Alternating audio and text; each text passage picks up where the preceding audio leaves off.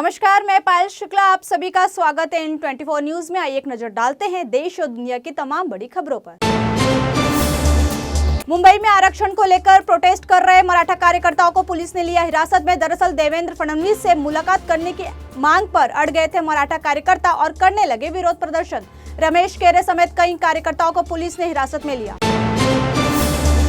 महाराष्ट्र के अमरावती शहर से आया दिल को दहला देने वाला मामला। रील्स बनाने के चक्कर में मौत के मुंह में पहुंच गए युवक और युवती।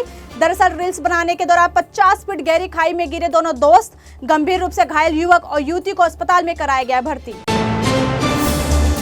बांग्लादेश में जारी हिंसा के बीच ढाका और मुंबई के बीच उड़ानों पर हुआ असर। मुंबई से ढाका के बीच चलने वाली इंडिगो की सभी फ्लाइट्स रद्द। कंपनी ने सभी यात्रियों के पैसे किए रिफंड। इंडिगो की तरफ से ट्वीट कर दी गई जानकारी।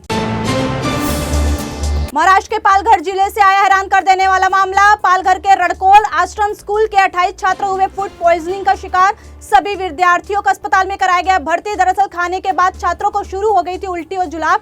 जहरीला खाना खाने और दूषित पानी पीने से बीमार होने की आशंका।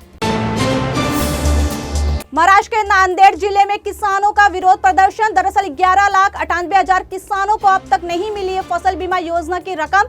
मूसलाधार बारिश के चलते किसानों को हुआ है भारी नुकसान, लेकिन सरकार की तरफ से अभी तक नहीं मिली कोई मदद और भेदभाव का भी लगाया गया आरोप। अपनी मांगों को लेकर आक्रामक हो गए हैं नांदेड़ के किसान।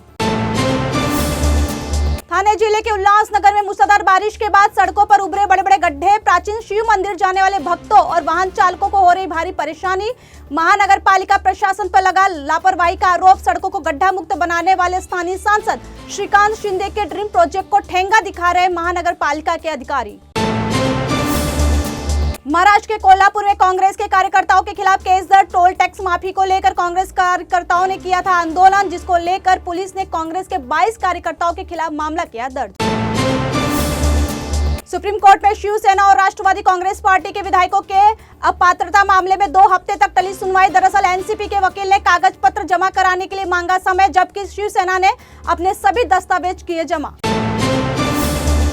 अजित पवार गुट की एनसीपी ने जन सम्मान यात्रा को लेकर टीजर किया रिलीज। हम हैं जन सेवक को वचन के पक्के। टीजर में किया गया इसका उल्लेख। कल्याणकारी योजनाओं को जन जन तक पहुंचाने और विधानसभा चुनाव को लेकर अजित पवार की एनसीपी निकाल रही है जन सम्मान यात्रा। राष्ट्रीय स्वयंसेवक संघ के मुख्य पद के संपादकीय में आलोचना के बाद अजित पवार आगामी विधानसभा चुनाव में अपने दम पर लड़ने की कर रहे हैं तैयारी। महिलाओं, युवाओं, किसानों और अल्पसंख्यकों को लाभ पहुंचाने वाली कई योजनाओं को बढ़ावा देने के लिए आउटरीच कैंपेन यानी जन सम्मान यात्रा का किया ऐलान। 8 अगस्त से शुरू होगा जन सम्मान यात्रा का पहला चरण, जो 31 अगस्त तक चलेगा। नासिक से शुरू होगी यात्रा और पश्चिमी महाराष्ट्र, विदर्भ और मराठवाड़ा क्षेत्र को कवर करते हुए 22 अगस्त को पहुंचेगी मुंबई। 80 से 90 सीटों पर चुनाव लड़ने की तैयारी में है अजित पवार गुट। दरअसल 2024 के बाद राज्य में होने वाली सरकार गठन के दौरान किंग मेकर की स्थिति में रहना चाहते हैं अजित पवार। महाराष्ट्र में होने वाले विधानसभा चुनाव से पहले शुरू हुआ आरोप प्रत्यारोप का दौर। इसी बीच शरद पवार खेमे के नेता जितेंद्र आव्हाड ने उप मुख्यमंत्री अजित पवार पर बोला करारा हमला, कहा गद्दार है अजित पवार और चाचा शरद पवार की मौत का कर रहे थे इंतजार। बीजेपी से हाथ मिलाने वालों पर भला कैसे किया जा सकता है भरोसा। आव्हाड ने कहा जिस चाचा ने बच्चों की तरह चलना सिखाया उसी को कर दिया बाहर। विधानसभा परिषद चुनाव में क्रॉस वोटिंग करने वाले कांग्रेस के 5 विधायकों पर गिरेगी गाज। आगामी विधानसभा चुनाव में नहीं दिया जाएगा क्रॉस वोटिंग करने वाले विधायकों को टिकट। सूत्रों के मुताबिक सुलभा खोड़के, जिशान सिद्दीकी, हीरामन खोसकल, जितेश अंतापुरकर और मोहन हरबंडे का कटेगा पत्ता। इनकी जगह नए चेहरों को दिया जाएगा मौका। छोटे कपड़े पहनकर अश्लील रील्स बनाने वालों पर भड़के समाजवादी पार्टी के सांसद रामगोपाल यादव। कहा लोग ऐसे वस्त्र पहनते हैं कि झुक जाती है नजरें। उन्होंने कहा कि किसी भी समाज में न्यूडिटी और एल्कोहलिज्म बढ़ जाता है तो नष्ट हो जाती है कई सभ्यताएं। राज्यसभा में शून्यकाल के दौरान रामगोपाल यादव ने उठाया इंस्टाग्राम रील्स का मुद्दा। बांग्लादेश में बिगड़े हालात को लेकर भारत में भी तरह तरह की राजनीतिक प्रतिक्रियाएं आने लगी है सामने। बांग्लादेश की आपदा में विपक्षी दलों के नेताओं को मौजूदा सरकार को नसीहत देने का दिख रहा अवसर। शिवसेना यूबीटी के सांसद संजय राउत ने भी बांग्लादेश के हालात पर की टिप्पणी। शेख हसीना को प्रधानमंत्री के रूप में बताया विफल और बांग्लादेश को तानाशाह तरीके से चलाने का लगाया आरोप। राउत ने कहा लोकतंत्र के मुखौटों में तानाशाह भी शेख हसीना बांग्लादेश से सबक ले भारत के शासन।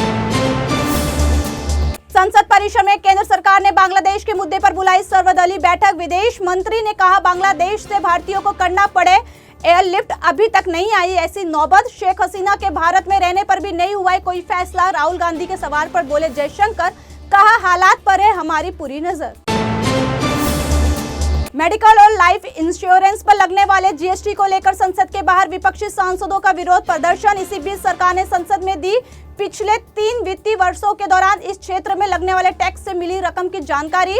मेडिकल और लाइफ इंश्योरेंस पर जीएसटी लगाकर सरकार ने 3 साल में कमाए 21,000 करोड़ से अधिक रुपए।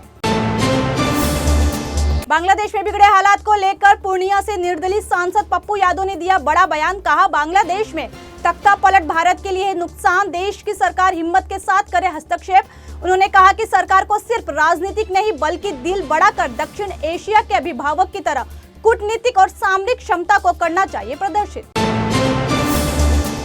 उत्तर प्रदेश के वाराणसी में भारी बारिश की वजह से हुआ बड़ा हादसा। अचानक से बरबरा कर गिरे 2 मकान। हादसे में एक महिला की हुई मौत। प्रशासन के मुताबिक जर्जर अवस्था में थे गिरे हुए मकान। बांग्लादेश में नहीं थम रहा है हिंसा का दौर। शेख हसीना के इस्तीफा देने के बाद भी बांग्लादेश में 100 लोगों की हुई मौत। अंतरिम सरकार का हुआ गठन। अंतरिम सरकार के मुख्य सलाहकार बनाए गए मोहम्मद यूनुस। हिंसा और आगजनी के बीच बांग्लादेश में अब दंगाइयों ने अल्पसंख्यक हिंदुओं को निशाना बनाना कर दिया शुरू। चुन चुन कर हिंदुओं पर किया जा रहा है हमला और घरों में लगाई जा रही आग। दुकानों में भी लूटपाट। और बांग्लादेश के मेहरपुर में स्थित इस्कॉन मंदिर में भी दंगाइयों ने की तोड़फोड़, मंदिर को कर दिया आग के हवाले। शेख हसीना के प्रधानमंत्री पद से इस्तीफा देने और देश छोड़ने के बाद ही बांग्लादेश में नहीं रुक रही है हिंसा। शेख हसीना और उनकी पार्टी अवामी लीग के समर्थकों को और उनके प्रतिष्ठानों को निशाना बना रहे उपद्रवी। जेसौर में एक होटल में उपद्रवियों ने लगा दी आग जिसमें 8 लोगों की जलकर हुई मौत और 84 लोग हैं घायल। अवामी लीग के नेता शाहीन चकलादार का था होटल। बांग्लादेश के शेरपुर जिला जेल में दंगाइयों ने बोला धावा और करीब 500 कैदियों को जेल से भागने में की मदद। उपद्रवियों ने जेल का गेट तोड़कर लगा दी आग। इसके अलावा पूर्व क्रिकेटर मशरफे मुतर्जा के घर को जलाया। वहीं अल्पसंख्यक के हिंदू होने के चलते विकेटकीपर बल्लेबाज लिटन दास के घर पर भी किया गया हमला। मीडिया रिपोर्ट्स के मुताबिक 27 जिलों में अल्पसंख्यक हिंदुओं को बनाया गया निशाना। बांग्लादेश के प्रधानमंत्री आवास पर दंगाइयों ने बोला धावा और जमकर की लूटपाट। पीएम आवास में जो कुछ भी मिला सब कुछ उठा ले गए उपद्रवी। इस दौरान किचन में मौजूद चीजों को खाते और बेडरूम में आराम फरमाते नजर आए उपद्रवी। शेख हसीना और उनकी बेटी के कपड़े समेत अन्य सामान भी लूटा। पीएम आवास से सोफा, बकरी, खरगोश, मछली और कुर्सियां जैसी चीज ले जाते दिखाई दिए प्रदर्शनकारी। इंटरनेट पर वायरल हो रहे हैं वीडियो। एक बार फिर सवालों के घेरे में आई उत्तर प्रदेश की पुलिस। बुलंदशहर से सामने आया यूपी पुलिस की काली करतूत का वीडियो। पुलिस वालों ने बीच सड़क पर रोकी कार और शख्स को फंसाने के लिए पिछली सीट पर रख दी बंदूक। कैमरे में कैद हुई घिनौनी हरकत। फिलहाल के लिए इतना ही। देश और दुनिया की तमाम बड़ी खबरों के लिए जुड़े रहें 24 न्यूज से। साथ ही 24 न्यूज के social media platform YouTube, Instagram और फेसबुक को लाइक, सब्सक्राइब और शेयर करना न भूलें।